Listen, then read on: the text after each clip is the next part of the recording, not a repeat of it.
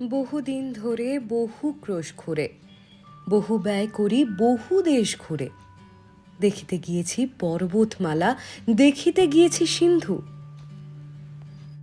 দেখা হয় নাই চক্ষু মেলিয়া, ঘর হতে শুধু দুই পা ফেলিয়া। একটি ধানের শীষের ওপর একটি শিশির বিন্দু। কবিগুরুর এই কথা স্মরণ করেই ছোট্ট ছুটিতে আমরা চলে গেছিলাম বাড়ির পাশে একটি জায়গায়, যা হয়তো এত কিছু দেখার পরেও বাকি রয়ে গেছিল আমাদের লিস্ট থেকে। তাই ডিব্রুগড় হাওড়া এই কামরূপ এক্সপ্রেসে হাওড়া স্টেশন হতে ফালাকাটা আমরা নেমে পড়েছি। ফালাকাটা থেকে এবার গাড়ি ধরে শুরু হবে আমাদের যাত্রা। এবারে আমাদের গন্তব্য সীসামারা নদী তট, যার অপর পারেই রয়েছে জলদাপাড়া ন্যাশনাল ফরেস্ট। ফালাকাটা থেকে নেমে এরকম গ্রাম্য প্রকৃতির মধ্যে দিয়েই আপনারা পৌঁছে যাবেন এই সীসামারা নদী তটে। রাস্তায় পড়বে এমন মনোরম সমস্ত দৃশ্য। এই সূর্যমুখীর বনের মধ্যে এসে নিজেকে যেন হারিয়ে ফেলছিলাম আমরা। যদিও সেদিন আকাশে তেমন রোদ ছিল না, তবুও মুখ উঁচু করে আকাশপানে তাকিয়ে সূর্যমুখীর দিকে দেখতে দেখতে আমরা একেবারে মুগ্ধ।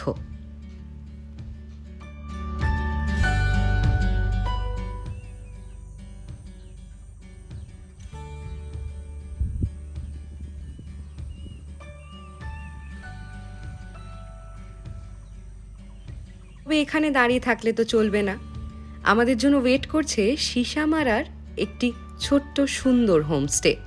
তাই আবার রওনা দিলাম সেই পথে।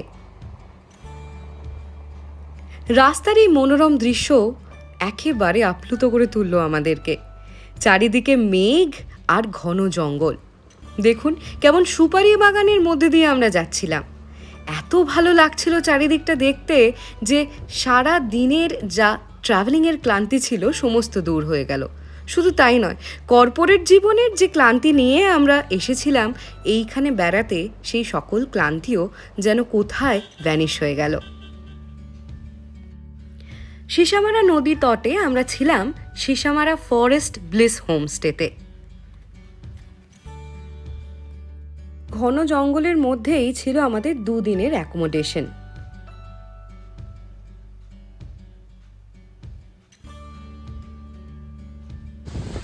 একেবারে নদীর ধারে এবং নদীর ওই পারেতেই জলদাপাড়া ফরেস্ট। দোতলায় উঠে যখন একটু হাঁপাচ্ছি, তখন চারিদিকটা দেখে হাঁপানোই ভুলে গেলাম। সিঁড়ি দিয়ে উঠে যখন 3 তলায় পৌঁছলাম, মনেই হচ্ছিল চোখের সামনে যেন একটা দিগন্ত বিস্তৃত অপূর্ব সৌন্দর্য ধরা পড়ছে। ঘর থেকে যে ভিউ কি হবে তা এখানে দাঁড়িয়েই ঠিক ঠাহর করা যাচ্ছিল। ঘরে ঢুকে তো আমার চক্ষু চড়ক গাছ।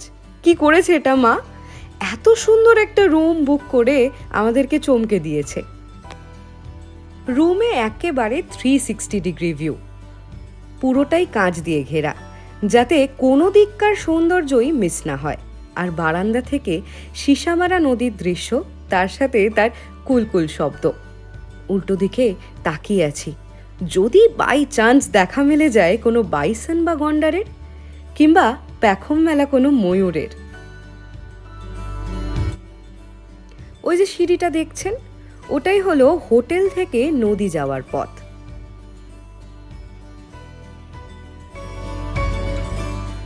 চলুন আর দেরি না করে এখনকার যেটা ট্রেন্ড রুম ট্যুর, সেটা একবার করিয়ে দিই আপনাদেরকে। দেখুন তো সত্যি কি সুন্দর কাঠের ছোট্ট একটা ঘর, আর চারিদিকটা কাঁচে মোড়া। তবে জঙ্গলে আছি বলে ভাববেন না কোনো ফেসিলিটি নেই।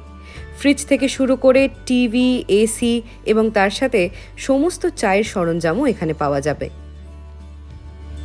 ছিমছাম ছোট্ট পরিষ্কার ওয়াশরুম।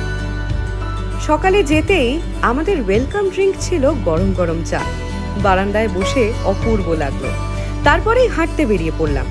জানেন তো আমার মা বাবা একেবারে রুমে বসে থাকতে পারেন না, তাই হেঁটে হেঁটে চলে এলাম এই সীসামারা নদীর তীরে। মেঘলা আকাশের সাথে নদীর এই ভিউটা অপূর্ব লাগছে। যদিও শীতকালে গেলে এই নদীটি একেবারে নীল দেখায়। বৃষ্টির জন্য নদীর জল অল্প ঘোলা।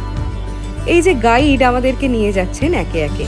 এই যে কটেজগুলো দেখছেন, এগুলো সমস্ত পাশাপাশি হোমস্টে কটেজ। আপনারা চাইলে এগুলিও ভাড়া করে নিতে পারেন।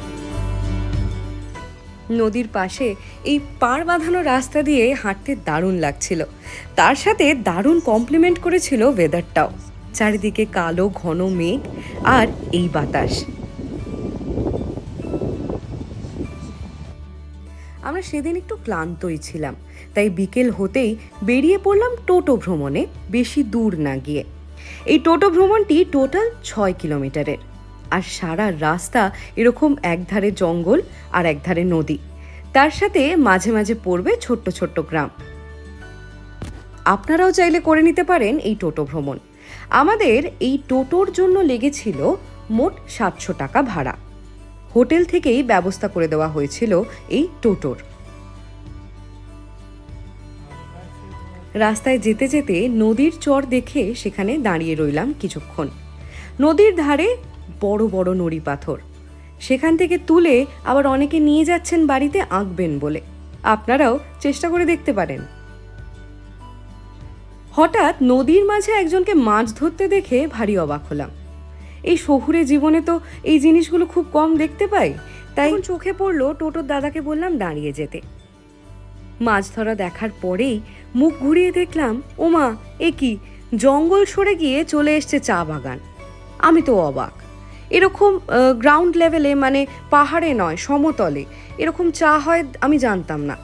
তখন মা বাবা বলল যে হ্যাঁ, এখানেও চা হয়ে থাকে, তবে হয়তো এই পাহাড়ের চায়ের থেকে এই চায়ের কোয়ালিটিতে একটু ভেরিয়েশন আছে। দূরে দেখুন কি সুন্দর চা তুলছে এখানকার গ্রাম্য মহিলারা। সন্ধে গড়াতেই রুমে ফিরে এলাম। সেখানে এসে দেখি এ তো এলাহি ব্যাপার। একদিকে চলছে মস্ত বনফায়ার, আর একদিকে হচ্ছে বারবিকিউ, এবং সেই হোমস্টের সমস্ত লোকজন মিলে আমার মা বাবার সেদিনের অ্যানিভার্সারি পালন করতে একেবারে উঠে পড়ে লেগেছেন। কোনো দিকে কেক, কোনো দিকে মাছ ভাজা, আবার কোনো দিকে পনির পকোড়া। আমরা তো দারুণ আনন্দ পেয়েছি এই এলাহি সমস্ত জিনিস দেখে। How many years? 38. And before 10 years, so 48 years. Happy anniversary once again. Thank you. এই গ্রাম এবং জঙ্গলের মধ্যে যে তারা এত সুন্দর আয়োজন করেছিলেন, এটাতে আমরা মুগ্ধ হয়েছি। সত্যি তাদেরকে অসংখ্য ধন্যবাদ। এটা ছিল সিসামারা নদী তটে আমাদের প্রথম রাত। শুরুটাই যদি এত সুন্দর হয়, তাহলে ভাবুন এর পরের দিনগুলো আরো কত সুন্দর ছিল। তাই অবশ্যই পরের জলদাপাড়া সাফারি আর তার সাথে চিলাপাতা সাফারি আমাদের দেখতে ভুলবেন না। শুরু হলো আমার যাত্রা ছুটি ছুটি। আপনারা সবাই পাশে থাকবেন এটাই আশা করি। ধন্যবাদ।